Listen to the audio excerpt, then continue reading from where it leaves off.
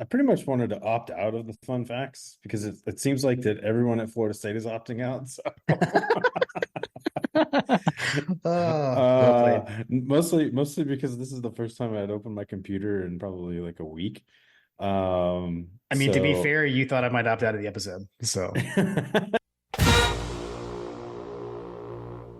welcome to My God a Podcast. I'm Jim Wood. In this episode, John Powell and I preview Georgia's matchup with Florida State in the Orange Bowl. We talk through what we're looking for in the game, and we answer questions from you, our listeners. As always, remember to check out the newly redesigned MyGottaPodcast.com to see our latest merch. And you can follow us on social media at MyGottaPodcast. Finally, we'd love for you to check out our presenting sponsor, AxiaTime, at axiatime.com. That's AXIATIME.com. Now, let's join the conversation in progress. All right, coming in hot, right before, little late in the week. My bad. yeah, golly, dude, you and everybody else getting sick. Yeah. Christmas was an adventure. Man, it's been an adventure for a lot of folks. I feel like if you're not like coughing or have the flu or had the flu, I feel like that I'm counting my lucky stars. I'm about to pour some preventative cough syrup myself. Nice. I saw what you have. I saw, was it the old granddad 114? I do. I have the old granddad 114. Well, Grandpa's old cough syrup. I was gonna say that will keep it away. I think that's my problem. Like I didn't have bourbon on Christmas Eve, and I think that messed everything up. So I also have a 114 proof. So shout out to Ponda and Trip Dog. This was one of my Christmas gifts from them. So this is the Weller Full Proof. So I figured maybe Weller Full Proof will finish off what's left of this cold that I have. That's the good stuff right there, man. Hey, man, it's a New Year's Six bowl. Better never rest. Keep the main thing the main thing. Thought I'd treat the Orange Bowl right. Keep the proofs full. Keep the proofs full. Run the dang bourbon, though. Yes. Yeah, seriously. Hey, cheers, man. Hope you guys had a Merry Christmas. Likewise. Cheers to you, buddy. First time talking since the Christmas regale. Is it regale or regale? I realized that after I put the episode out, I was like, did I say that right? I don't think I said that right. What is one? I don't even know what one is. I believe I was trying to figure out, like, am I dumb or is he just way smarter than I am? I don't know what it is. So I always thought it was regalia, like the Christmas regalia or something. It may be. I need to go look it up. I need to go look it up again because John, not you, John tweets, John Smith said it. I don't even remember when he said it because when I went back and edited the episode, it wasn't there. So it was either before or after, which both were wild. I kind of wish that the post episode was part of the episode, even though I know it would insanely way too long. But when Chris Marler hops into your post show banter, it gets wild. That was hilarious. But anyways, it came up at some point there, and then I looked it up. I found the spelling, so I found Christmas regale as a thing somewhere. But anyways, it doesn't matter. Regale as a thing. Apparently, I found it on the internet. It could have been someone had a typo. But you read it on the internet. It must be true. But hey, what a way to kick off our 150th episode. So this is the 150th episode of My God a Podcast, the Orange Bowl preview. Yeah, 150. Who'd have thought? We're still around kicking. From the random text message the week of the first game, 2020. Hey, let's do a podcast. Right. We made it. We made it this far. Oh man. But yeah, so I'm glad you made it through healthy through your travels. Man, and like we didn't, we traveled, but we went to my parents' house on en route, so stopped, spent a day with them. Had the coconut cake, which I posted on the socials as well. It was fantastic. Great meal. So got to do Christmas with them, and then went over and spent with Kim's family the next few days at her sister's house, which unfortunately is where I got sick. So I kind of spent most of the time like in the bedroom sleeping, trying to stay away from everyone. So that kind of stunk. But And as you know, I texted you I texted you Christmas, the day after Christmas, like, hey, I don't know if I can do this. I definitely couldn't have done it yesterday. So thanks for being patient and waiting a day for me. No worries, man. No worries. It's like I said, it's just one of those things that you just gotta get through it with the sicknesses. Yeah. Yeah. I'll tell you, man, I can already tell this Weller Foolproof is doing his job. Yeah, dude, that's not for the faint of heart. No, no, it is good. It is good. All So right. we got Well, a football game. We got a we've got football a game football coming game. up. We've We're got a we're, we're football game. it's I feel like it's been a hot minute. There's been a lot that's gone on. I'm sure you're gonna give us a bit of a rundown, right? Yeah, yeah. We'll do some of it. I feel like there's too much to go through everything, but let's do a couple of things. So we can just start with the general matchup stuff. So December 30th. So normal Saturday schedule. Just like a normal week actually. So but kickoffs at 4 o'clock on ESPN at Hard Rock Stadium in Miami Gardens. This is something I learned while planning the trip because I am going. I'm taking Lily. Lily and I are going to the game. And I learned that Hard Rock Stadium is not in Miami. Technically, it's in Miami Gardens, a little north. It's kind of like in between Miami and Fort Lauderdale. Um, so dogs obviously come in, obviously 12-1 on the season. Florida State is 13-0. In the CFP rankings, Georgia is 6, Florida State is 5. The TV play-by-play is going to be Joe Tessitore. Jesse Palmer, the former Bachelor and Gator quarterback, is the analyst, and Katie George is a sideline reporter. The official hashtag that we will be sure to use is hashtag Orange Bowl. And then the history, which we'll get into a little bit more about later, but the series history, Georgia leads that 6-4-1 all time. And the last meeting was that January 1, 2003 Sugar Bowl that we talked about on the last episode. I know Coach Trill wanted to make sure we included that. So that was a 26-13 win by the Dogs. As far as the weather, it's going to be low of 51 early in the morning, but it should be up to 60 degrees by 10:30. High of 66 at kickoff at 4. It's going to drop back down to like 58 by 8 o'clock. So should be pretty nice weather actually at the game. But yeah. And then I got a few other things in the news and notes we could hit a little bit later, but I'll yield to you if you've got any fun facts, and then you can lead us through Hasty's Hargreaves as well. I pretty much wanted to opt out of the fun facts because it seems like that everyone at Florida State is opting out. So. Well played. Mostly because this is the first time I'd opened my computer in probably like a week. I mean, to be fair, you thought I might opt out of the episode, so yeah. Jim was opting out the Florida State preview. Oh man. I didn't want to. I don't think we wanted to pull any punches on this one, but we definitely thought about it. Let's see. All right, so fun facts. All right, so Florida State. We do have a pretty amazing Hasty's Hargrett history.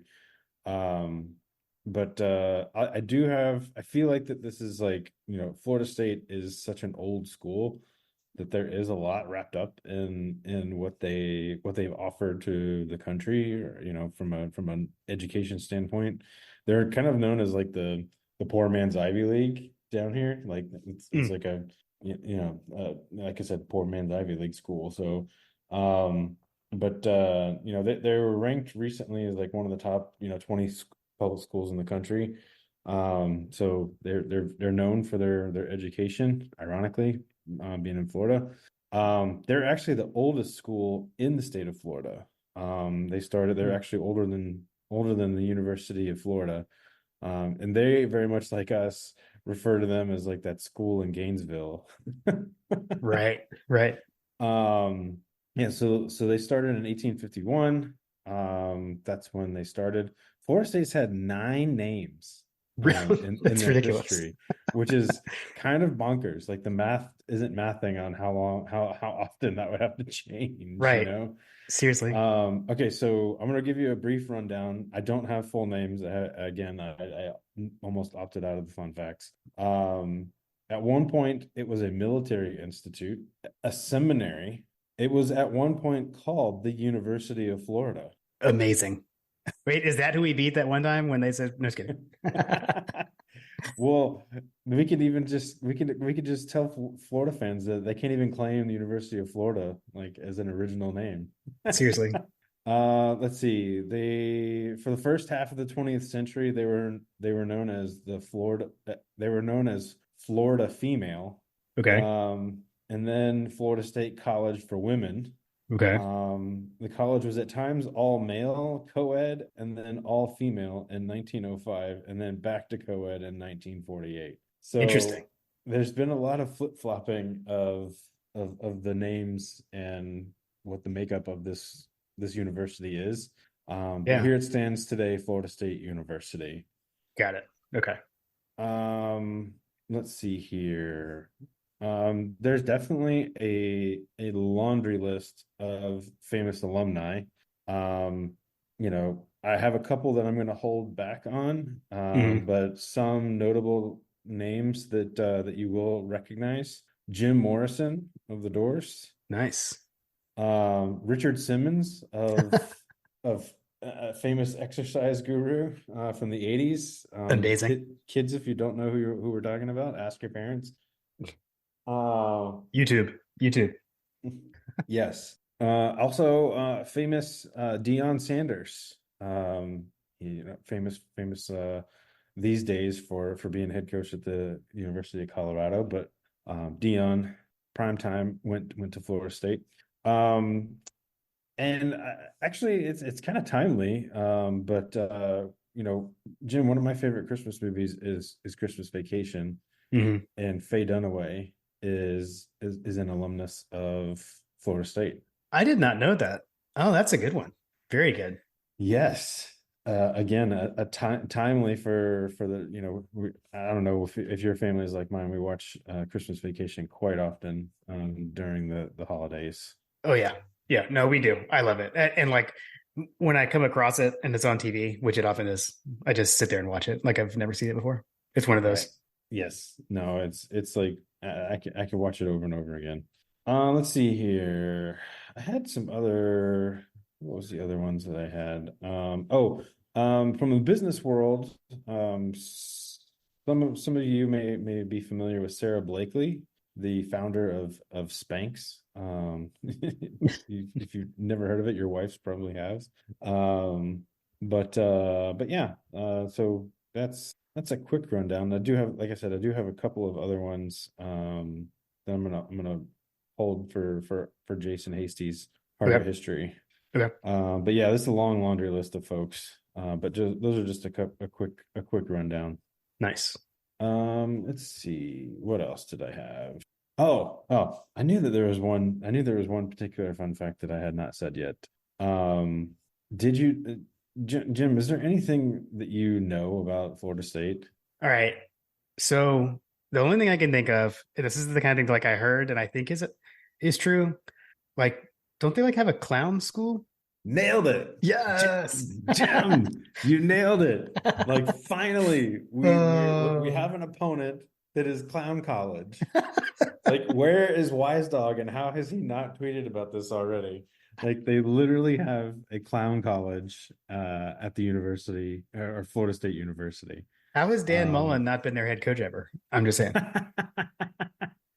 Yes. So they actually have an entire student circus. So you can take an introduction to circus course, where you can learn the basics of juggling, walking on the high wire, aerial ballet, and ringing to introduce the circus. Okay. Yeah, Florida State University Circus. They actually host shows under their own big top tent. And they direct what's referred to as the Flying High Circus Camp for children. But yeah, Nice. the FSU Flying High Circus. Yeah, that is amazing. I prefer to say clown college, but whatever. It's clown college. Yeah, To each their own. this is exactly correct. So Uh, being that they were originally the University of Florida, that was one of their original names. Like, we can safely say that the University of Florida is a clown college. I think it's fair. It's fair. It's there. We piece it together. Using the transitive property that we love to use. But yeah, that's the gist of what I've got right now. Okay. Okay. Love it. I will attempt to organize the visual aids that we have from Jason for the hasty stuff. Okay. Jim's gonna man the visuals. I don't really have any like direction that I would give other than to say that maybe That's we'll okay. do the first two people that we were I'll pull referring them to. up when you get to them. I think I've got it in order. Okay. All right, here we go. This is Jason Hasty's Her Grit History from My Got a Podcast, Florida State Edition. Jason writes, I've always thought it unusual that two of the traditional Southern powerhouse football schools have only played each other 11 times, and 9 of those meetings took place between 1954 and 1965. Certainly, if FSU had joined the SEC in 1992, this history would be much different, but as it stands, there are a couple of curiosities from a few games between the schools. Georgia beat Florida State in Tallahassee in 1954 and 1955. 2 players on those Florida State teams that lost to the Bulldogs would go on to immense amounts of fame in their respective fields. And I believe that, Jim, you're showing a program cover from that game, which maybe the Clown College makes a lot more sense now, given that they've got a bunch of balloons on this one. Amazing. Yeah, it's definitely giving me Clown College vibes. 100%. 100%.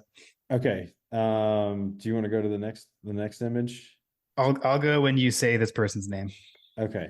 Lee Corso, another famous alumnus of Florida State University. Lee Corso, a 5'11", 165-pound halfback from Miami, was nicknamed the Sunshine Scooter and was a star for the Seminoles. All college football fans are very familiar with Lee Corso, but it should be noted that he wore an actual football helmet during the games and not a mascot's headgear. And I think that Amazing. you've got his image up there right now for the folks that are on the YouTubes. It's incredible because like it's clearly him, but like holy cow, he's so young. It's great. Yeah, dude. Like, yeah, I think that it's pretty amazing. Oh, you know what? I didn't notice this. Why does that name look familiar? Ron Schaumburger.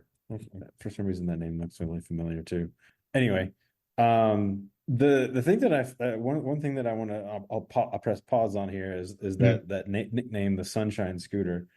Jim, were you ever a big proponent of or a big fan of playing the EA Sports NCAA college football video game? Oh yeah. Yeah. I played it many times and much older versions, like 97, 98, 99 ish. Right. So if you played that game during that time frame that it was available, Lee Corso basically was on every single one. And there was a line that he used to say over all the time if you broke off a long run. He would talk about how fast, or Brad Nessler would talk about how fast the person was, Yes. and then he would talk to Corso about how, yeah, you used to run really quick or whatever back in the day, and he'd be like, that's right, I was Sunshine Scooter. I do. That was They called me Sunshine Scooter. that was all over that game. I do remember that. Yeah. So I knew that he was called Sunshine Scooter like long before Yes. I'd ever seen him on TV. For sure. And I that's the kind of thing, like I knew that, but I hadn't thought about that in a long time. Yes. Anyway, I digress. Okay, so we were talking about 54, 55. All right. Also on FSU's roster in 1954 and 1955, but certainly not a star, was a little used 5'10", 180-pound halfback that went by the name Buddy Reynolds from West Palm Beach. Shout out Gran and Papa. That's where my grandparents live. Buddy would eventually leave the Seminoles team to rehab an injury, and while away from football, he would discover acting. Dropping his nickname Buddy, Burt Reynolds would find international fame in the movies and television. And I believe that you are showcasing the program that highlights that young man on the bottom right. Yes. Is what we're looking for. Young Buddy Reynolds down there in the corner. Yeah. Look at him, man. He's got like a very distinct hairstyle, I feel like, too. Yeah, I'm not sure exactly what's going on with that. He definitely does. Like it looks like he's got a couple of slits on the side too. Like Right. Right. he was ahead of his time. Uh, The man was ahead of his time. Also, teammate Bill Proctor, Fletcher. We got to know if this is a relative. Sorry, continue. any relation. Okay. All right. So the 1984 Citrus Bowl was the only meeting between coaching legends Vince Dooley and Bobby Bowden. So we fast forwarded, right? Yeah. Georgia and FSU were each going through rebuilding years in 1984. Georgia was replacing most of its senior class that had gone 43-4-1 from 1980 to 1983. Florida State had brought in Mickey Andrews after the 1983 season to rebuild a disappointing defense. Georgia was 7-4 and Florida State was 7-3-1 back in the day when we used to allow ties. When they met in the Citrus Bowl on December 22nd, 1984, with the game tied 17-17 in the last seconds of the fourth quarter, Coach Dooley had place kicker Kevin Butler attempt a 70, you heard that right, a 70-yard field goal that just barely missed. Had he made it, it would still be the record for the longest ever field goal in either college or pro football. And I can only imagine what that must have sounded like, because you and I, after Jason sent this document, you and I were discussing on what the Munson call for that would have been. Yeah. Yeah. And we had a bit of a back and forth on was Munson there, because we know in like the January 1st, 81 Sugar Bowl, for example, against Notre Dame, you've never heard of Munson called that game because he wasn't there. But we did learn from Patrick Garvin, because he put out a video with a few different clips from that game, not of the field goal attempt, but Munson was there. So we definitely we need to put glasses on it. We'll see if we can get a hold of that audio. Haven't been able to find it yet, but I imagine it's out there. Yeah, we need to get Patrick, we need to get that video uploaded to YouTube or something. Because I just got to hear what he had to say about us lining up to kick a 70-yard field goal. This is under the umbrella of, we already know that he's been quoted as saying we're gonna kick it 1,000 miles. Exactly. And the crazy thing was like how mad Butler was when he missed it, this field goal. Yeah. Like, he was so mad. I think, didn't Jason say that like there was like a gust of wind that like kicked up like right after he had kicked it or something like that? Yeah, I think so. Yeah. It looked good. It was so close. Yeah, we found the YouTube video, and like I know the TV announcers, like one of them was like, "Are you kidding me?" Because like he thought it was going to go in. Yes. Oh man. We need to tweet that YouTube video out. Yeah, for sure. I'll find it. We've got it in the email thread with Jason. But yeah, so 11 times for them being, a fairly old school in the South. Yeah. I mean, maybe it's the flip-flopping between a women's school and clown college. Like maybe that's why we have. Could be definitely possible. I guess I should. I would be remiss if I didn't mention that they are known as the Seminoles. They do have a mascot. And actually, he's actually not a mascot. He is. He's not an official mascot, I don't believe. Where was the note that I had? I totally blanked on. Yeah. Florida State does not actually have a formal mascot. They have a dedicated partnership with the Seminole Tribe of Florida, and they display all of the symbols and ceremonies to honor the experiences and traditions of the local Native American tribes. And everything that they showcase has been approved by the Seminole Tribe.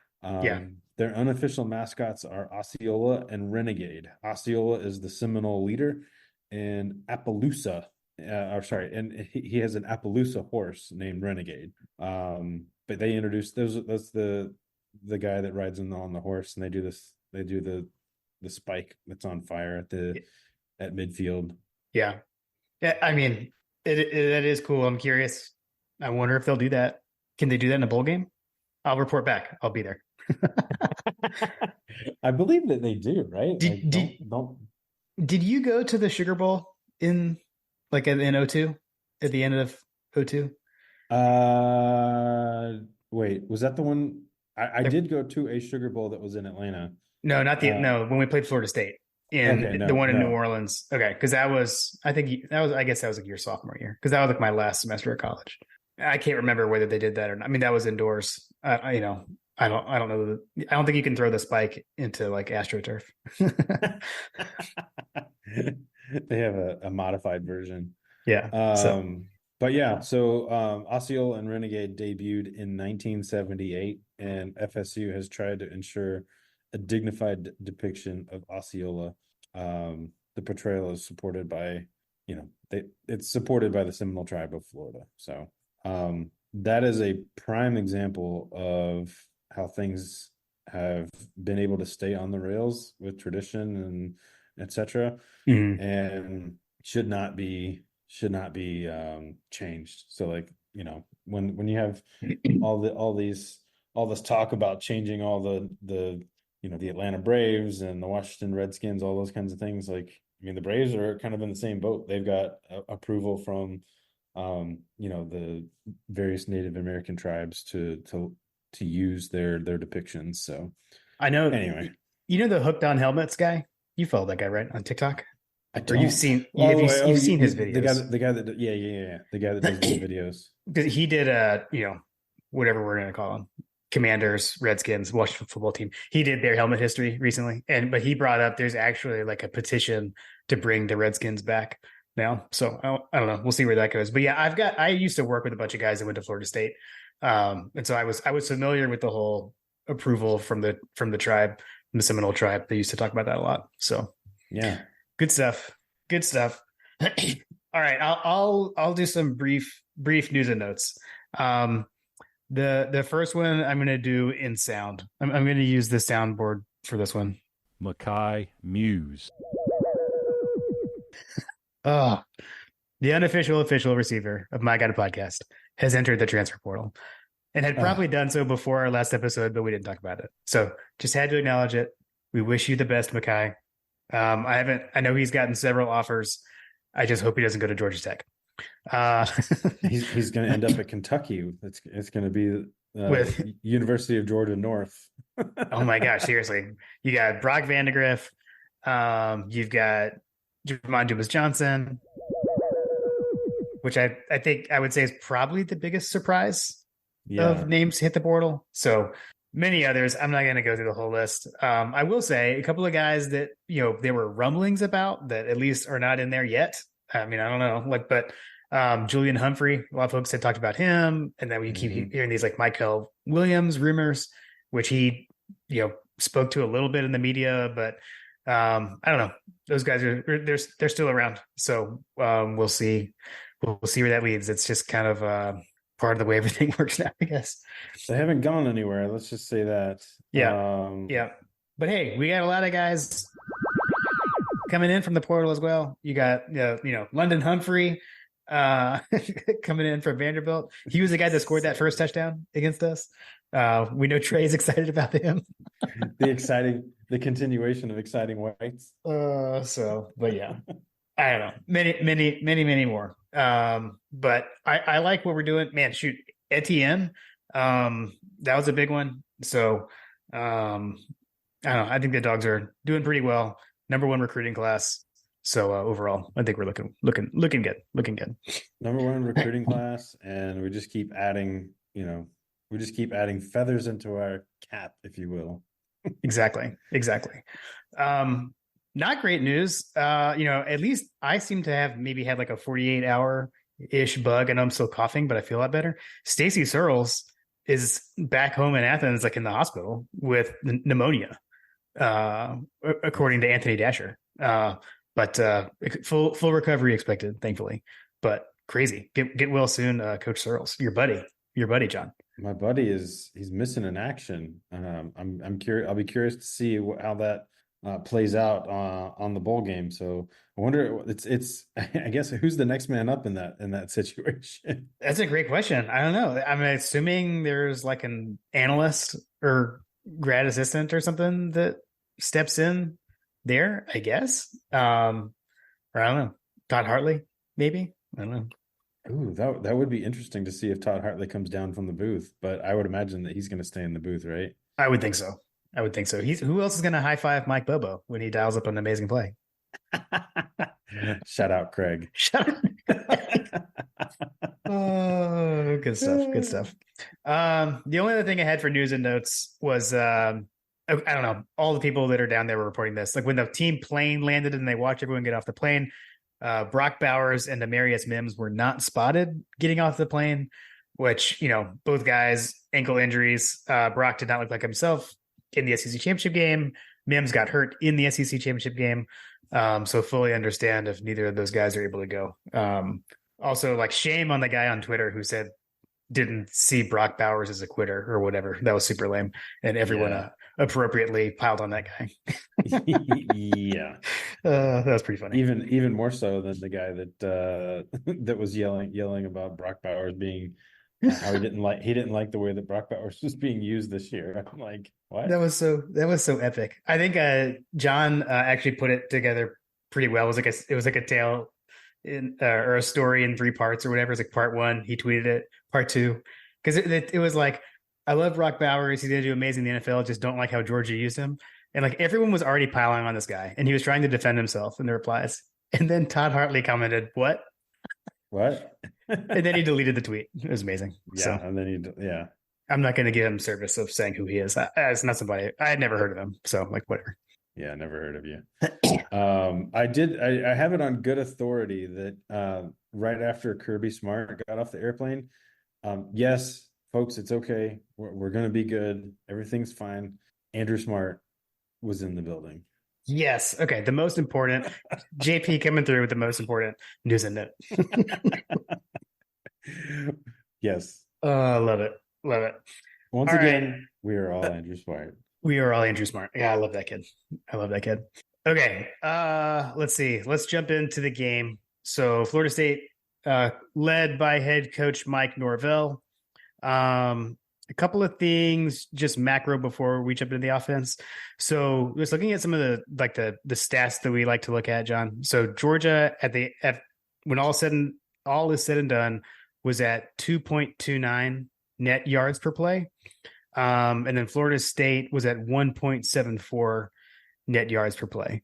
Another thing that I think really did bite us, I just want to call it out, like Georgia turnover margin we were -1. That's bad. -1 being we had one more giveaway than takeaway for the season. Florida State is +12. So they do pretty good I'm going to say that this way. They did very well in that during the season. But as we get into this, what we're about to talk about, and where I always talk about, here's the featured players.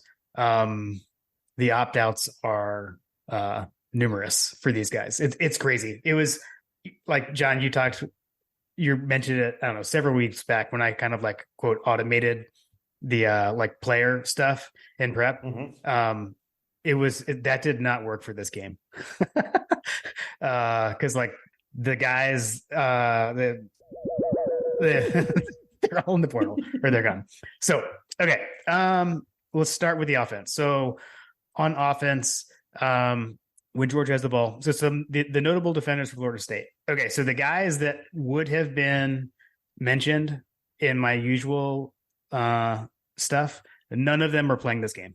So the leading tackler, the leading interceptor, and the sack leader, none of them are playing in this game.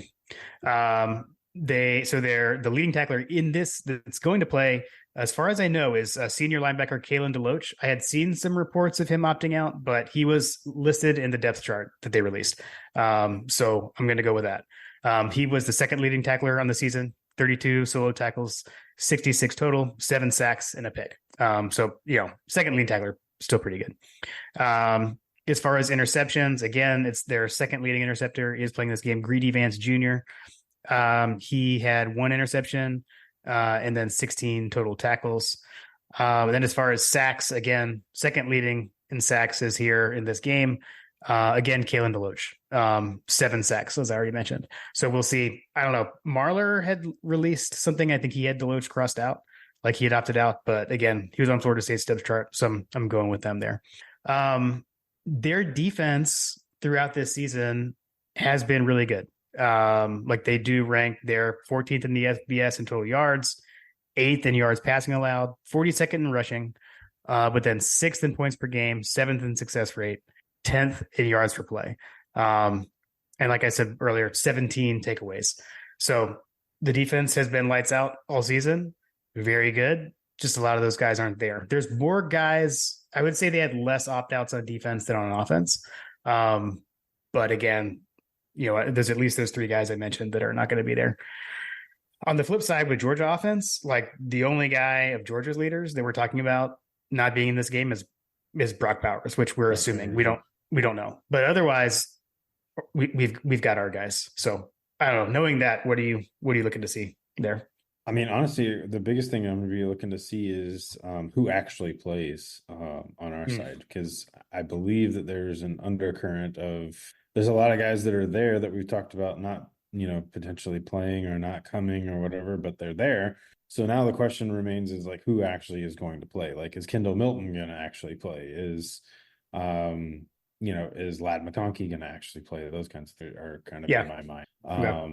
I don't know if there's anybody that's on the bubble or whatever. It'll just be interesting to see. What I'll be looking for is who actually plays on offense. And that said, I don't know that it necessarily is going to matter, because even if we have to put in an entire team of backups, basically, right? Like there's so much talent that's missing on the offensive side of the ball with Florida State that they're down to what, like their third or fourth string quarterback? Third string quarterback. Yeah. I mean, I just don't see that ending well. Yeah. No, I agree. Not to mention, like, not only are they down to their third string quarterback, but like he just found out a few days ago. Right. Yeah. No. Yeah. Totally. Agreed. I would say I expect Milton to play, and I'm saying that just from his comment, although that's been weeks now. But it was a few weeks ago, right, where he was like, "Yeah, I'm playing. I'm not going to leave my brothers," something like that. So I don't know. I expect him to play based off that. I do find it interesting though that there is this talk of like people being there but not playing, considering what happened in the Sugar Bowl against Texas, right, in 2018. So you go from 17 playoff team, right, 18 in 18 we lose to Alabama in the SEC championship game. We go to New Year's 6 non-playoff just like this, and we didn't show up, right? Like, and it was reportedly in large part, I don't know, part of the vibe basically is like there are all these guys that had said they weren't going to play, but then like they had already opted out, but they went, and we're kind of like a distraction. Like I don't know if that's I don't know if distraction is the right word, but they weren't there to play, right? They were just there for the trip. And like the following year, same scenario where we lost to LSU, and then we're playing Baylor in the Sugar Bowl, and Kirby basically said like, if you don't want to play, don't come. And then I don't know if that's really it or whatever, but then we waxed Baylor. So it's interesting that we are hearing, because I've seen it too. Like we're hearing those kind of things like, oh, like the silent opt out or whatever. I'm curious to see if that's actually a thing or if the guys that are there are gonna play. I get the feeling that I don't know. I kind of feel like Kirby, unless he just has a different mindset than back then, because I feel like he kind of made that shift, but who knows? Yeah. You bring up a good point about it. Like, he's not bringing people that don't want to play. And frankly, that's a microcosm of the overall program, right? If you don't want to be here, don't stay. And a lot of that is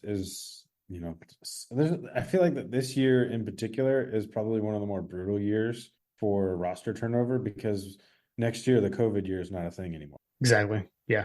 So you're having a bunch of folks that are having to account for people that they, the last few years they haven't had to account for.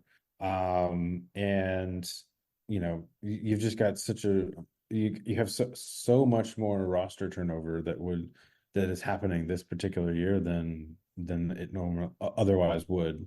on top of the fact that you've got Kirby Smart, who operates this team like a, almost like a professional sports team, kind of like Alabama was a few years back, and frankly, kind of still is. Where you've just got you're constantly recruiting over the kids that you have on staff, right? You're trying to find a kid that's better than what you have to make your team better. Either it's through depth or it's just through what our guys, the guys at Dog Central, they lovingly refer to as processed out. Mm-hmm. Yeah, right. You've been on campus a few years. You're a high profile recruit, and you haven't seen the field. You don't have to go home, but you got to get out of here. Right. So you got a lot of that going on. I think even like on talking about the roster, like we've still got to get rid of. There's still like 12 guys that need to make a decision on whether or not they're going to stay or go or whatever. Like, well, yeah, I guess I say that there's 12. We have to make room for 12 people. Like we have to make 12 spots disappear, basically. Right. Yep. The roster management portion is about to come up after this game. Right. And you're gonna start to find out about who's actually staying and who's actually going. Right. But yeah, I mean that's kind of the story of the games, is like who's gonna actually play for these teams. And right now it just doesn't look pretty for Florida State regardless. Yeah, I agree. I would say, like, if you look at the numbers, you would maybe think Georgia would kind of run to set up the pass in this game. I don't know if we will or we won't, because that's what it looked like against Alabama, heading into the game. That didn't work, and things didn't really click until we kind of started airing it out. So I don't know, man. I guess I'm going to look for – I would like to see us, I guess, open it up, throw the ball to Dominic Lovett, throw the ball to Dylan Bell and Marcus Rosemy, Jack Saint, and let's just do this thing. I mean, we've got get Beck started off right in the new year, headed into next year. So that's what I'll be looking for. I wouldn't hate it. Just, I mean, Beck seems like he kind of wants to throw the ball, and I think that there's been some rumblings that the coaches in the booth they kind of want to open things up. Yeah. So I'm for it. All for it. All right. Is that it for the offense? That's all I had. That's all I. All right. Well, before we move on to the defense, I want to take a quick moment to remind everyone that season 4 of My God, a Podcast is presented by Oxia Time. So we've talked about them a lot. Unfortunately, no 2023, playoff watches, but you can still head over to oxiatime.com.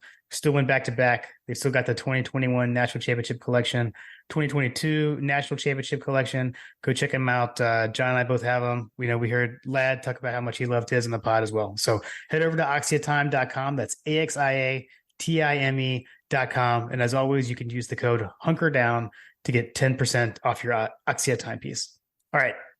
Let's talk about the defense. So what we're looking for when Florida State has the ball. Okay. Again, just the positions that I usually list out here, John, are the quarterback, the top 2 rushers, and the top 2 receivers.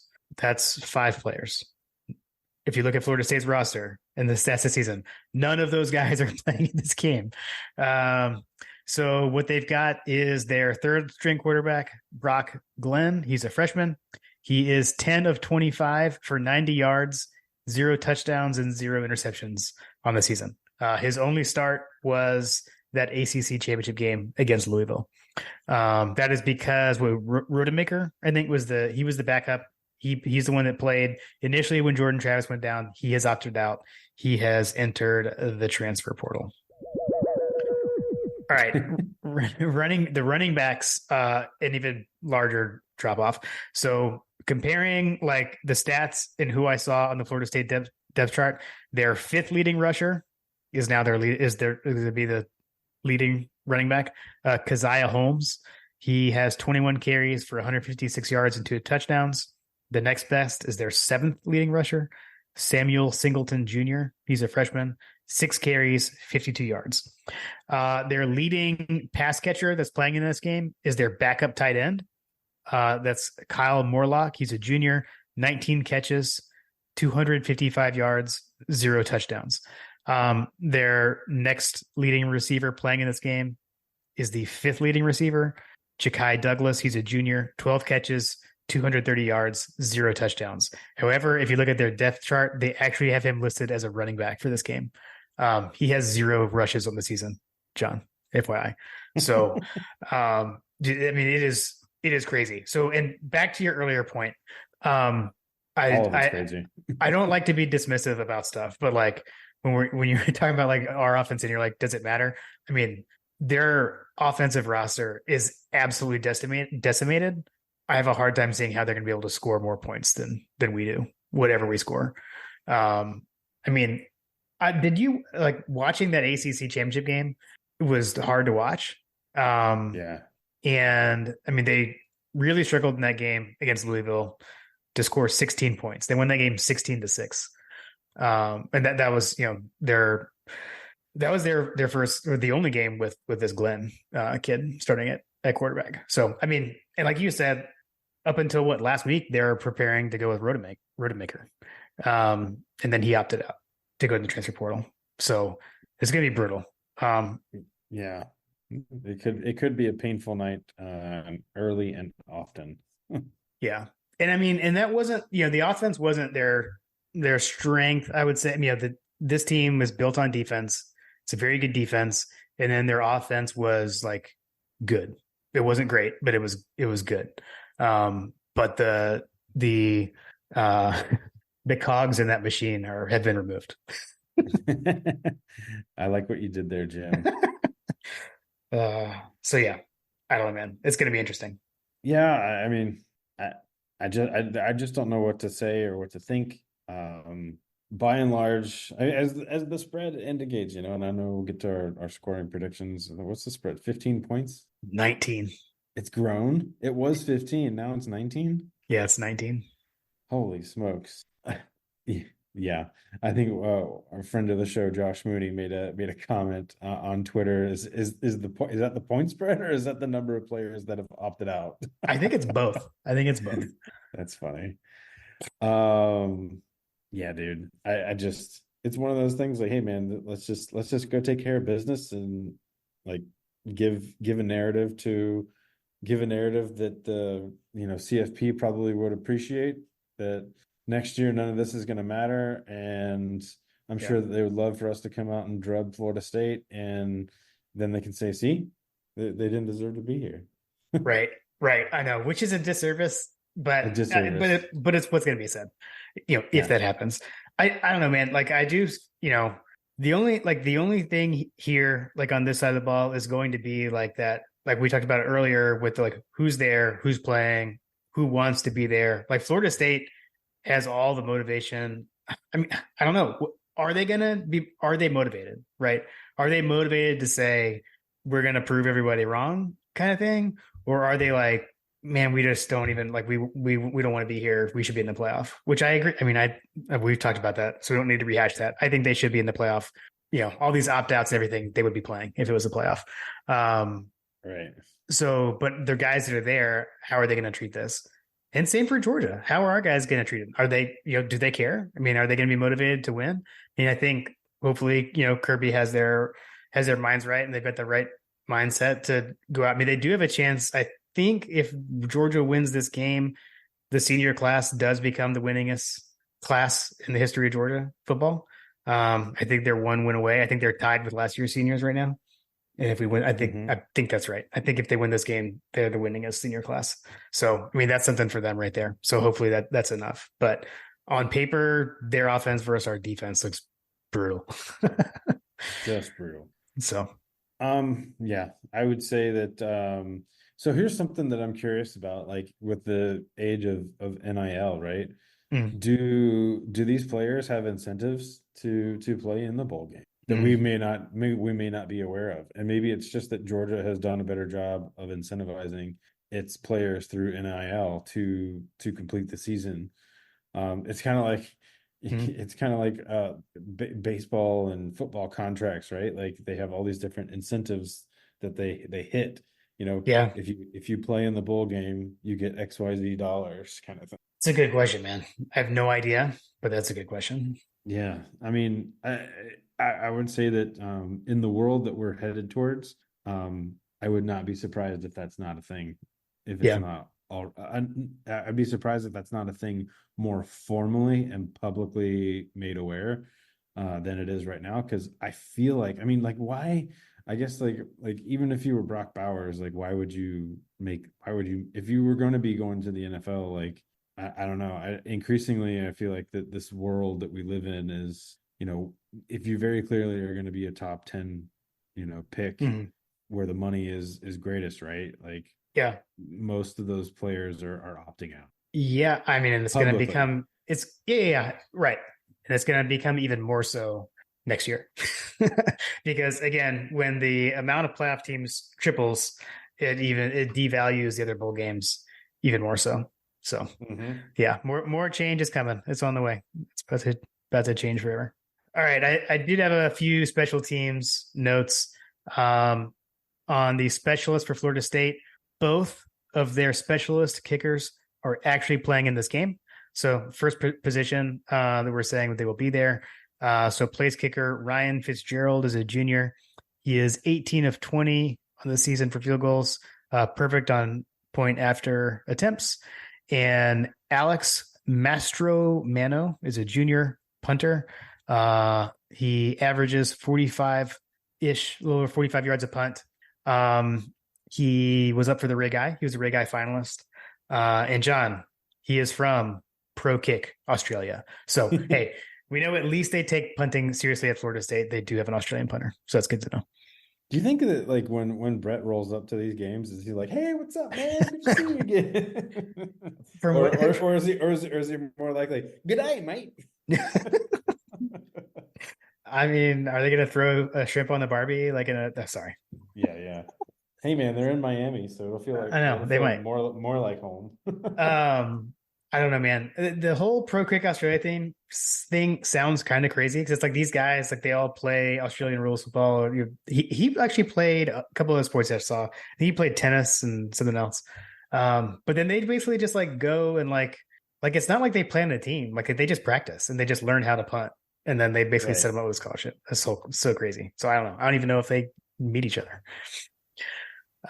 Let's see. And then the return game, their kick returner is playing kickoff return, Deuce Spahn. He does have one kickoff return for a touchdown on the season. And then at punt returner, the leading punt returner is not playing. So they've got Ja'Kai Douglas. I mentioned him earlier.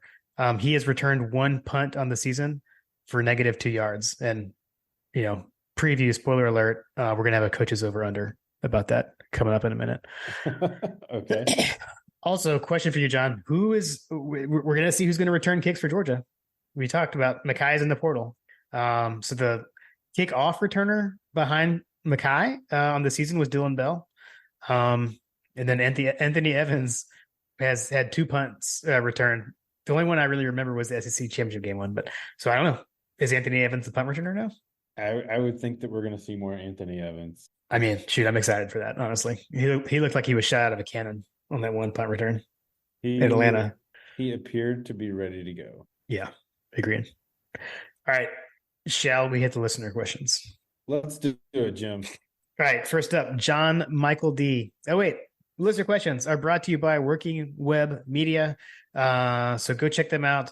We've talked about, we wanted to redo our website in the off season. We reached out to Working Web Media, and they made that happen for us. So if you've got a small business, you need some help with your website, your online presence, head over to Working Web Media and see if they can help you out. You can do that by going to workingwebmedia.com/dogs. That's DAWGS. And then they will know that we sent you their way. So yeah, also, check out the newly redesigned MyGottaPodcast.com. We had all our merch on there, including the hats that John and I are both wearing right now. All right. Let's see, JP. So first up, John Michael D. First, he said, thanks to the whole Christmas regale crew. That was fun. That was fun and cathartic for me as well to listen along. I keep pulling a Jim and telling myself, remember that time we went back to back and everything is great again. Agreed. He said, second, do we get a Kirby rage stroke? And then he said, if we do, he said starters or not, if so. I think I interpreted that as if we get a Kirby rage stroke, does he rage stroke on the starters or on the reserves? Both. You you can't say Push. things like this to me now because it makes me cough. Push. Oh, sorry. That's good. I'm gonna go with man. Shoot, I don't know, man. I feel like he's the Rays strokes have been minimal this season, so who knows? I Maybe think it's they bowl have. season and he's just gonna let it fly. He's like Zen. He's like Zen Kirby Smart. I know he's like a different. This has been a different Kirby this season. Although maybe we need more rage strokes. Maybe he's like, we lost the SEC championship because I didn't raise stroke enough, and I'm changing that right now. I can see it. Yes. I can totally see it. He's gonna pull that old Nick Saban quote from earlier this year when he was like, Did you see me yell at him? Did you see me get into him over there? Nice. Could be. That was basically what he said. Got it. We got a couple questions actually about looking forward to next year. The first from Craig Lawson. He actually didn't ask a Bobo question. I'm kind of surprised. Craig says, initial thoughts on the Clemson game. Are y'all going, and who will be running back one in Atlanta? I mean, it's too far away for me to commit, but I would love to go to that game. Yeah, I would say it's definitely too far away to commit, but it's on my radar. Let's just put it that way. Yeah. If nothing else, I have been known to go to the neutral site games and just tailgate. So yeah, we did that with Oregon, and that was fun. Right. Yeah, I mean, that Oregon game was a blast. I would love to run it back.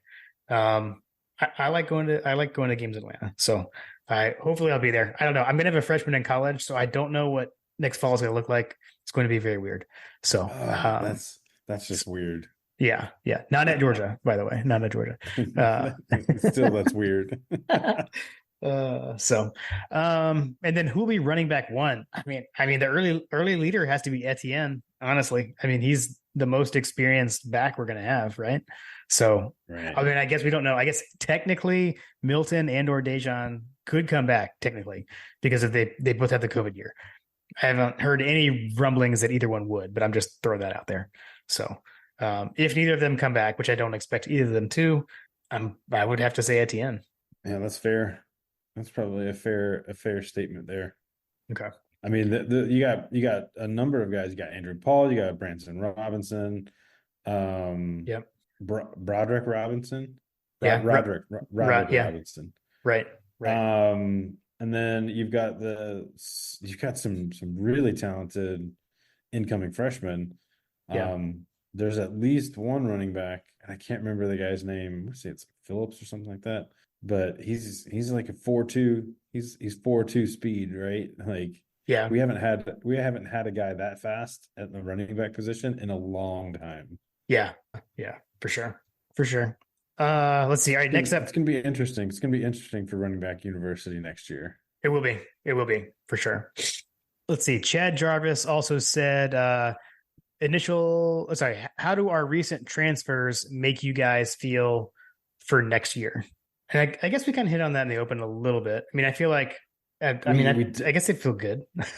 We did. And if you are like me and have been like looking for the defensive line, transfers, because you've been concerned about the defensive line, or you're looking for the offensive line transfers because you've been concerned about the offensive line. Like I was concerned with the trenches after the SEC championship game, and John Tweets was kind enough to kind of showcase to me, like, the offensive linemen that are coming in. It's one of the heaviest lines. Like, we've got one of the heaviest incoming recruiting classes for the offensive line in history, I feel like.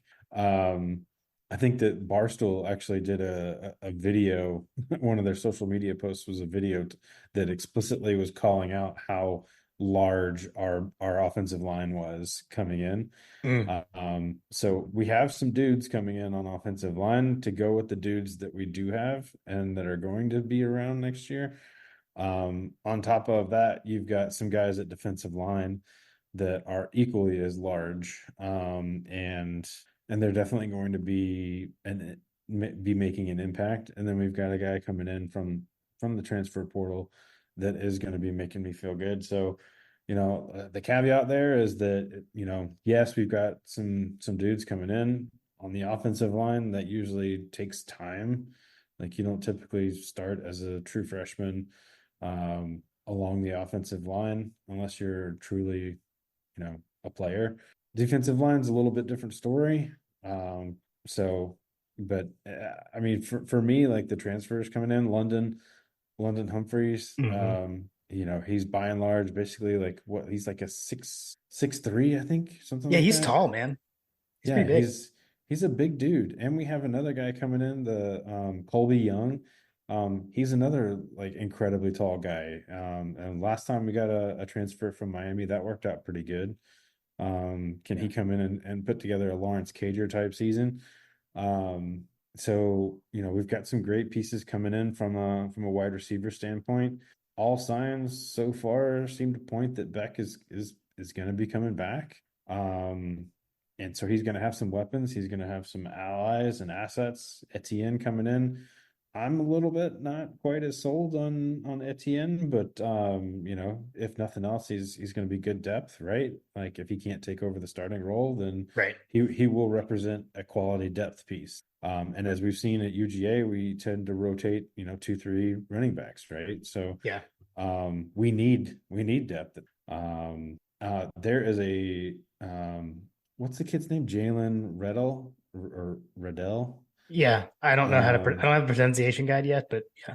Yeah, there was a picture that was posted of all of the freshmen that are, or the incoming freshmen that are actually with the team right now practicing, and Jalen Riddell, number 89 in the picture that you'll look at on the far left, is a large human being. I mean, I was just flabbergasted by how big this guy's helmet was. He looks like he's going to be a dude. Trigger Trey in the text thread is really hype on Daniel Harris. He's been sending us some video clips of Daniel Harris in practice. So yeah, I mean, I think that we're just reloading at this point. Yeah, I agree. I mean, number one recruiting class and got some of the best players that were available in the portal. Yeah. I think it was impressive.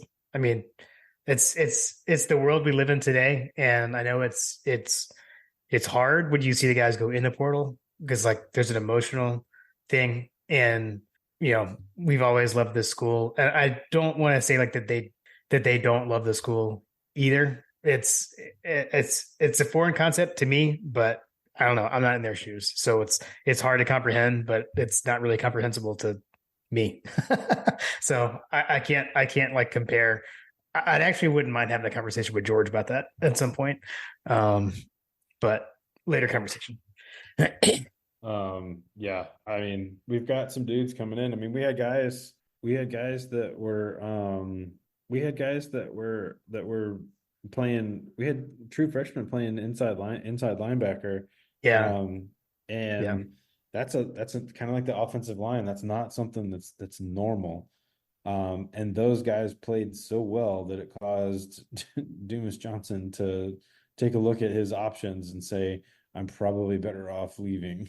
And that was one of the more emotional ones for me personally. Yeah. Was seeing that level of starter who very clearly was an impact player for us on the defense leave. But then you look at why he left, and it's most likely because he felt like he wasn't going to be able to play as much as he wants to play. So a lot of these guys are leaving because of playing time. Yeah, for sure. Agreed. All right, let's see. Fletcher Proctor. I know you have an opinion on this one. Let's assume you caught one of the oranges Kirby throws out after we beat FSU by 30. Do you use the orange to make freshly squeezed OJ, slice it up for use in a blue moon, or make an old fashioned? What are you doing, JP? I'm encasing it in some form of epoxy to preserve it for all time. This is amazing. I like how you went with none of the above. That works. The funny thing was, okay, shockingly agree, but I wasn't as diabolical as you. Because my initial thought was, man, I want to keep that orange. Yeah, seriously. Because you know how I am. I keep everything. Yes. Ooh, man. Yeah, now that's a good idea. You could do like a shadow. You could do like the epoxy, like you put in like a table or whatever. Yeah, you put it on a table. Ooh, Yeah. I could make a table that's a centerpiece and there's an orange just like floating in the middle. Oh, that's Yes. totally the answer. Totally. Yeah, dude, that's what you could do. You could throw like your, I don't know, throw your confetti, your oranges, like, tickets. Like I'm Yes. surprised you haven't done something like this. Oh, I have things saved. I just need to do it. Nice. Yes, I have plans for some of the things I've got. Okay.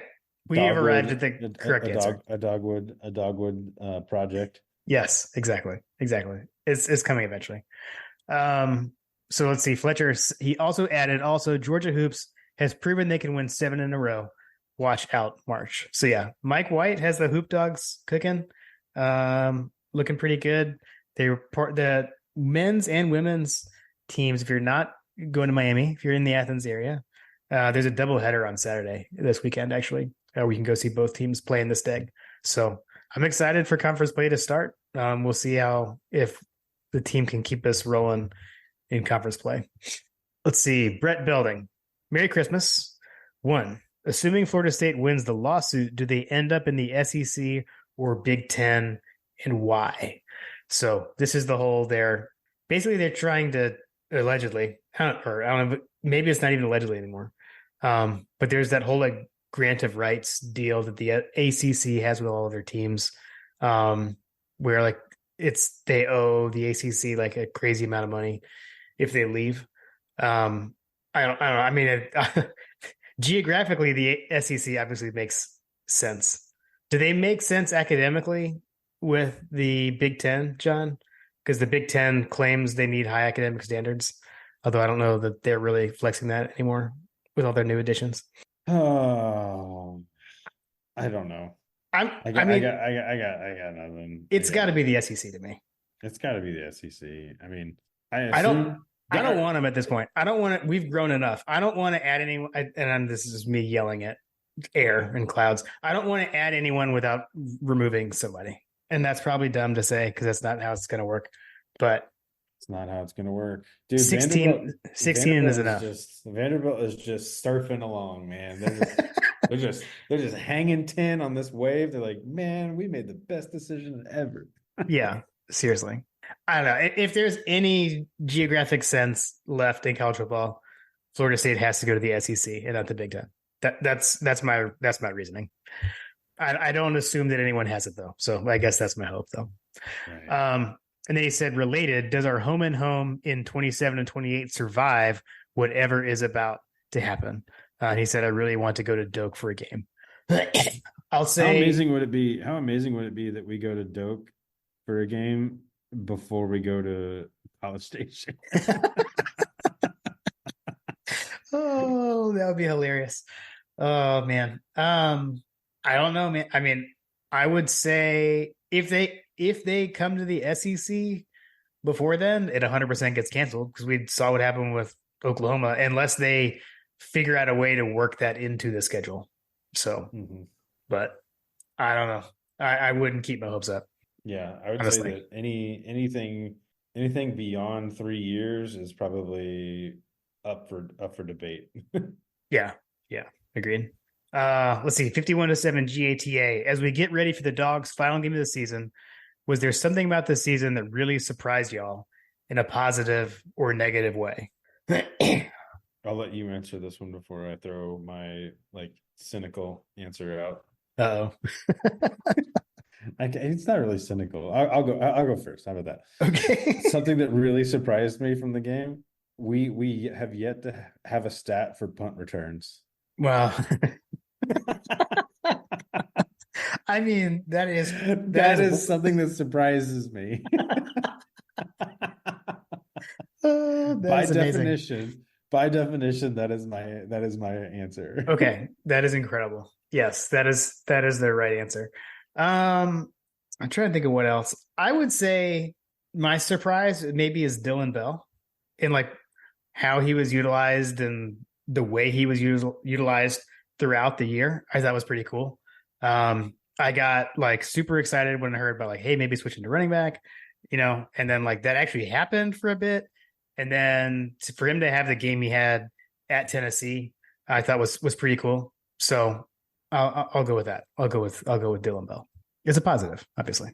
Yeah, I guess the other like I guess negative thing that I would say would be if I told you before the season, where were your stats at? I know you got them up. If I were to tell you before the season that Carson Beck would complete almost 73% of his passes, throw for almost 4,000 yards, and that Dejon Edwards and Kendall Milton would combine for, over 1,400 rushing yards.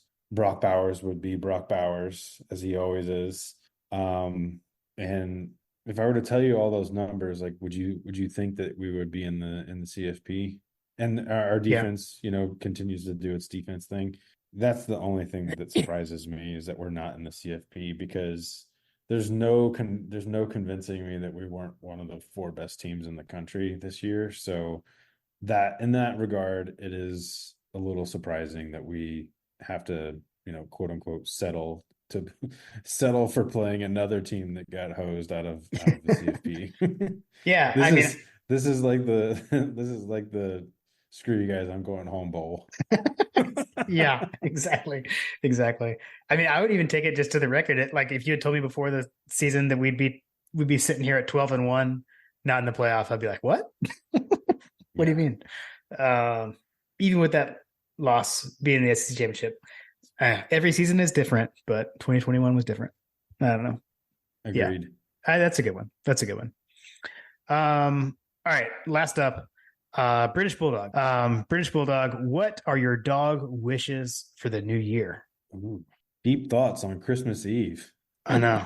Like, how greedy can I be? You can be as greedy as you want to be, Jim. It's a podcast. I feel like, is it almost like wrong to wish for Brock Bowers to come back? That would be, yeah, he didn't ask for dog miracles, Jim. All right. So here's the one I'll say for this one. Maybe like and I'm going to say this because they keep teasing us on social media. I need either Kamari Lassiter or Javon Bullard to come back after all this run it back talk on Instagram. Yeah, seriously. that's my New Year's wish.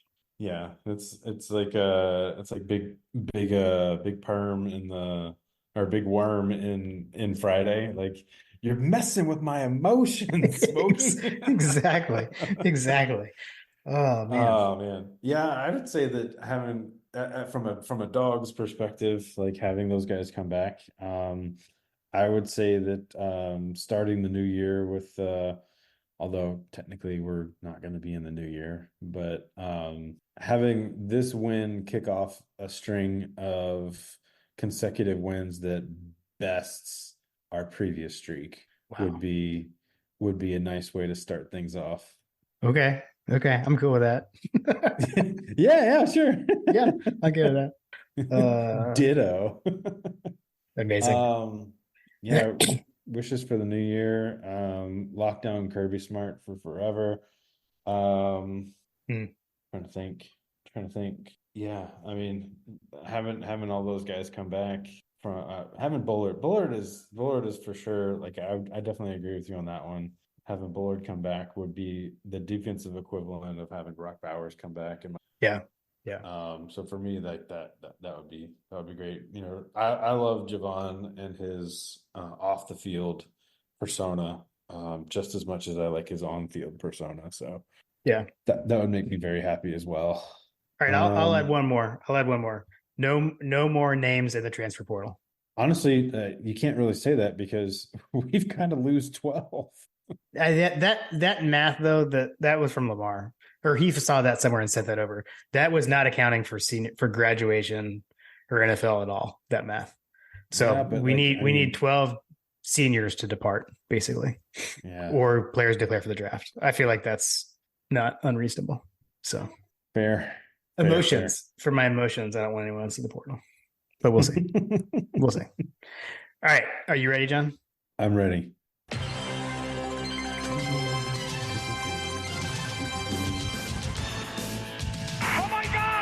my God, a freshman. Trying to put glasses on him. It is time for Coach Trillbill's over-unders, Orange Bowl versus Florida State edition. JP, I'm in the lead. But man, dude, there were a lot of preseason over-unders. There were like 12. So you're definitely still in the hunt. I know you kept saying like I had this massive lead, but from my math, I did some mathing earlier today. Not over. So you were mathing to prep for this to see if you needed to just push on everything. Exactly. I was gonna just copy everything you said. Yes. And I was like, I don't know. I think I might actually have to like just answer them. I don't think like trying to hold you to arm's length would work technically. So all right. So I'll start us off. I'll go first. So on the offensive side, over under 2.5 passing touchdowns for Georgia. I'm gonna go over. I will also go over. Okay, over to you. Players with the catch, over under 6.5. I'm gonna go over. Ooh, agreed. Over. Yes, nice. For me, players with a rush attempt, over under at 4.5. Man, that's pretty good. I'm gonna go under. I'm gonna go over. Okay. All right, your turn. Under the defense, Florida State 3 and outs, over under 6.5. I'm gonna go under. Me too. That is a lot. I feel like that's a lot. I don't know. We'll see. It feels like a lot. I mean, it's gonna be like a 6 or 7 exactly. 7 punts sounds like a lot. And then let's see. So wait, me. Okay, my turn. Excuse me. Over under 3.5 sacks by the Georgia defense. I'm gonna go over. Okay, we went at the same time and agreed. And then forced turnovers by the defense, over under 1.5. Hold on. All right, this one's you. All right, 1.5 forced over. Man, we need that to be over. I'm gonna go over as well. I figure the third string quarterback's gonna make some unforced errors. Right. The over under of the year, John. Special teams. Florida State punt returns, over under 0.5. Can the streak stay alive? Push. Under. I'm going under because we got to keep it alive. We got to keep the streak alive. That streak is not going to get touched. I mean, has there been a team in college football history that has never had to defend a punt return? Like, has never an entire season, bowl game included? Yeah. I don't know. It's like, what's the streak? What's the streak on that? Like, that, how has this not come up? I don't know. We need to like tweet at. We need to tweet at the broadcast crew and say, "Hey, y'all, you need to get some folks on this stat here." Seriously. All right, and then the miscellaneous college football playoff standings mentioned during the game, over under at 10.5. Also, coach gave some advice on this one. Don't make it a drinking game, because you will not survive the game. How are we characterizing that? Because like is it just like, hey, the Georgia Bulldogs didn't make the Final Four? Like, is that count as CFP standings? Like, I don't understand. I don't know how to interpret this one. I need to defer to you on your reading of this. Yeah, I mean, whenever they mention the standings for the playoff, like they're gonna mention anything around the standings. They're gonna be pushing the Rose Bowl and the Sugar Bowl constantly. Anytime they mention that, that counts. Yeah. 10.5 sounds pretty high. Okay. Is it to me? Why can't I count? Yes, it's you. I'll go under. Okay. I'm going to go under because I'm not going to let that be the difference in the thing. Because coach would never hear the end of it. Because you shenanigans. All right. Shout out to coach. Coach was at the Regale or the Regale, whatever you call it. We'll do more research before we do that again. But thanks, coach, for tracking those as always. All right. Let's do the predictions. And as we do the predictions, reminder, head out to homefield.mygodapodcast.com. Go get your home field apparel. Excellent vintage logos, everything out there. And you can use the code Hunker Down there as well to get 15% off your first order. I actually know several people have used code hunker down during their Christmas shopping. So shout out to everyone who did so. Appreciate it. I will say I know my sister got a new bomber jacket for Christmas from my brother-in-law. So You got a Shout bomber out. jacket? Nice. yeah. So she sent me a picture. The new bomber jacket. Pretty sweet. All right. So CBC R2 Sam, our friends over at Chubba Bell Curve, have this game.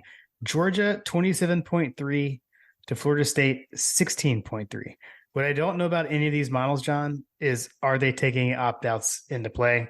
We would have to ask Dogquant. I don't know. Maybe Dogquant hit us up, let us know. Oddshark has this game, Georgia favored by 19, the over-under at 44.5. So that gives an implied score of Georgia 31.75 to Florida State 12.75. Dude, their predicted score is wild.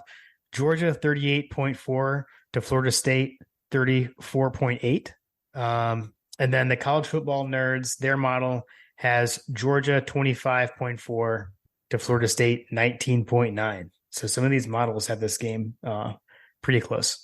And then the scoring impact, again, that actually has this really tight too, but that is strictly based on what the teams have done. So I won't go into all of it, but if our scoring impact model has Georgia 25.53 to Florida State 22.09. Again, that's if you apply like our offensive impact and defensive impact to their averages. So I will say, I think it comes down to motivation here. One thing I didn't think about, or I forgot to say earlier when we were talking about their offense, and this is for Coach as well, because I know he wanted us to reference the 0-2 Sugar Bowl. Back in that game, Florida State was having a quarterback crisis as well. I want to say like Chris Ricks had like slept and missed a final or something and was academically ineligible for that game, I think, if I remember right. And like, so they had to play a backup quarterback, but Anquan Bolden was on that team and he ended up playing quarterback a bit. So I am curious, will they do something like that? Will they take a receiver and run some Wildcat or something like that? See something like that maybe for a spark? I don't know. So just one other thing to watch for. I could see them doing something like that. But I don't know, man. It comes down to motivation. But with all their opt-outs, I don't see how they can score more points than us. I've got a little bit lower scoring. I've got Georgia 27-6. 27-6. Even with the missing some of their leading defensive players too. Yeah. They are missing some leaders, but they don't have as many opt-outs on defense. I mean the scores on this thing are like all over the place, aren't they? Yes, they are. Maybe am I missing it here? Where's the CBC? Oh, there it is. CBC. But all these stats have everything like with all of prior to opt-outs. I don't know. I'm gonna stick with the Vegas, with what Vegas. Mhm. All things being equal, Vegas doesn't like to lose money. I'm gonna go 32-12. Nice. I like it. I almost did that myself. I think that's fair. Yeah. All right. I did want to get what are your picks for the playoff games? So you got Rose Bowl, Alabama, Michigan, New Year's Day. Michigan is still favored in this game. Michigan's favored by 1.5. That's bull. Sorry, Carter. I can't even with this. Like Alabama's gonna win that game, dude. Yeah, I agree. What about Texas, Washington? Texas favored by 4. I believe that Washington's gonna win that game. Really? Yes. I like And that. then Alabama's gonna beat Washington, unfortunately. All right, I'm gonna go Texas because I think Texas has a better shot at beating Alabama. And I don't want Alabama to win. No offense. even if Texas wins, that sets up Alabama versus Texas rematch, which that doesn't bode well for rematches. Yeah. I hate everything right now with that. I'm walking it back. Michigan's beating Alabama. I'm changing all of my picks. I just changed all my picks. I'm going Michigan, Washington for the Natty. I would love for because I want to. I would love for Michigan and Washington to play for the Natty and for Washington to win it, just so that we can tell everybody that they congratulations on winning your bowl, just like we did. Right. Good stuff. All right, man. Well, another bowl game preview. I will I'll be down there. Lily and I are flying down the day before, flying home New Year's Eve. So we will enjoy the festivities in the Miami area and be down there to root the dogs on. Lily will be sporting her new Jake Fromm jersey that she got for Christmas. That was actually one of the things she asked for. I don't think she thought that I remembered, and she was pretty happy. She was like, "Oh my gosh, you guys actually got me a Jake Fromm jersey." That's So- awesome. So she'll be sporting that. So I hope that you'll share the pictures with us. yes, we'll do. So That's awesome. I am sort of jealous, but not really, because what's the weather's gonna be pretty decent down there, right? yeah, it's gonna be like 60s. Yeah, but it is Miami, and I don't know that Miami is my vibe, but I have a feeling you're gonna have fun. Yeah. Regardless, We're staying like right over by the Regardless. stadium, so I think we're gonna hit like the, whatever you call it, like game day festivities type things down there. So see if there's like a fanfare type thing. Go check that out. Is there a tailgate meetup like there usually is? Yeah, I don't think so. And actually, I thought Greg was planning to go at one point, but he's not. I don't even know if I told you this. Did I tell you that I went out for drinks with Greg on Friday? I saw the pictures. Okay. Yeah. You did Greg not and tell I me. we finally hung out at home without Nice. going to a Charlotte event or something. So we went to the local sports bar right by my house. Had some beers and appetizers Friday night. But yeah, so he's not going to the game. I think Rodeo's going though. So I don't Yeah, know. I think there was a group of folks that are getting one of those like cabana setups or whatever. I did see that mentioned at one point. We're Yes. not in that. We're not in that. You're not in the cabana? No. We do have our tickets secured. So That's awesome. shout out for Man, you guys are gonna have fun. I know you're gonna enjoy yourselves down there, a little father-daughter trip. So yeah. in that regard, I am very jealous. Well, but we will be in Asheville. I would say you're not going to be in a bad setting. So Yes. Yeah, we're heading to Asheville tomorrow. Yes, it's still 11:30 tomorrow. We're heading to Asheville tomorrow. And then there's some debate on when we're coming back. So I may be watching the game on Saturday up there somewhere. Maybe at a brewery or something. Or I'll be watching it at home after we return. Got it. Nice. Well, you'll have to. I'm curious if you are still there. I want pictures of wherever you watch the game because I'm interested to see how that goes. Because you're like, I don't know if they have TVs. No, I just want to see like the setup. I actually think I'm sure you can find a pretty cool place. I would actually think so. Yeah, I need to figure that out. I think it's largely going to come down to how tomorrow and Friday go for us as a family being up there. Got it. Well, cool.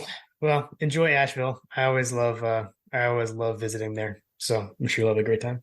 It's good times. It's supposed to be nice and chilly up there. I believe that we saw that it was going to be potentially in the 20s. So we'll see. Nice. Well, you're sticking it through. You're not opting out.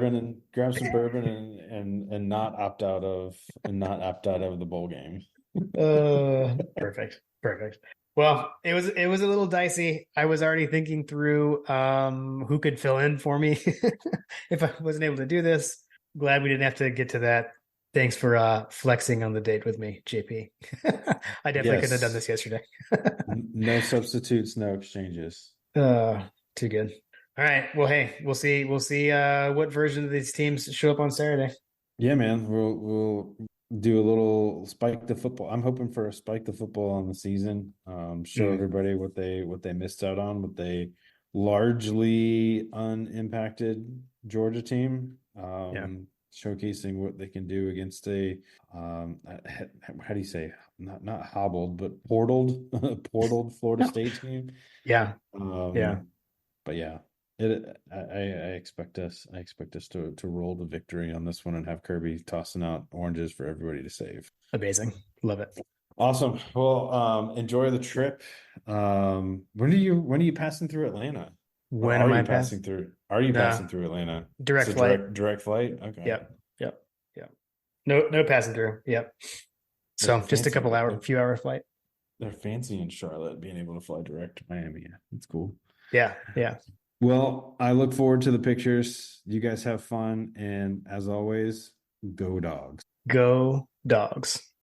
When you need mealtime inspiration, it's worth shopping Kroger, where you'll find over 30,000 mouth-watering choices that excite your inner foodie. And no matter what tasty choice you make, you'll enjoy our everyday low prices, plus extra ways to save, like digital coupons worth over $600 each week. You can also save up to $1 off per gallon at the pump with fuel points. More savings and more inspiring flavors make shopping Kroger worth it every time. Kroger, fresh for everyone. Fuel restrictions apply.